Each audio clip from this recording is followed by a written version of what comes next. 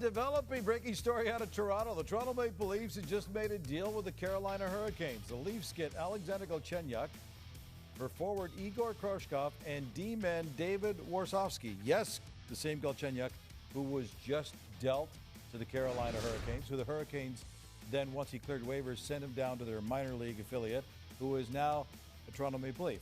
Did you follow all that? Hey, everybody, welcome to Game Night on 7-Eleven. That's hockey. Mike Johnson in studio. I'm Gino Reda. It's great to have you with us. MJ, let me just start with the question that came to my mind as soon as I heard this news was, why?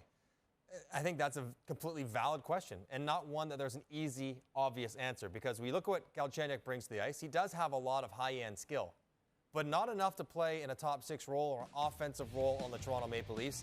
He's not reliable enough or astute defensively enough to be on your bottom six or your checking line. So is he just, in case of emergency, break glass? Like he's way down the line if something happens that he's a talented player available to you, and maybe you can rehabilitate some of his game.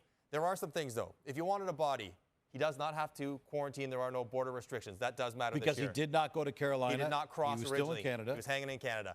Also, by unloading two contracts and taking one back, the Toronto Maple Leafs gain one contract of available space. You're allowed 50 contracts out of the organization. Now with this deal, they're at 46. So if they want to do other transactions later in the year, you've given yourself a little bit more space to add more bodies. But beyond that, I don't see a natural fit. He wasn't good enough to play in the top six in Ottawa. Yeah. One of the lowest scoring teams in the league. He's not good enough to play in the top six in Toronto. Is there any chance there's anybody, okay, let's go down to the bottom six. Is there anybody that he would represent an upgrade on the Leafs roster that say, okay, well, if this guy doesn't produce, we'll slide Galchenyuk in there? Okay, so you're not going to touch the third line because we know Sheldon Keefe wants the third line to be a checking line. That's been a point of emphasis this year. So you're just strictly talking about the fourth line. So is he better than Spezza, Barabanov, Boyd, Patan, VC right now? If you think he's better than those guys, then maybe he's in that conversation. Now, he might be more talented individually, but I've watched Alex for 6 years. I've been around the Montreal Canadiens all the way back then. And he means well.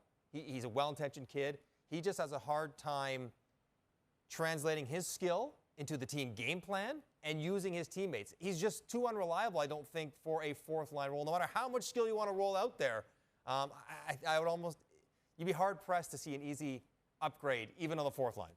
There's not an obvious fit right there, but we'll keep an open mind and see where he slides in.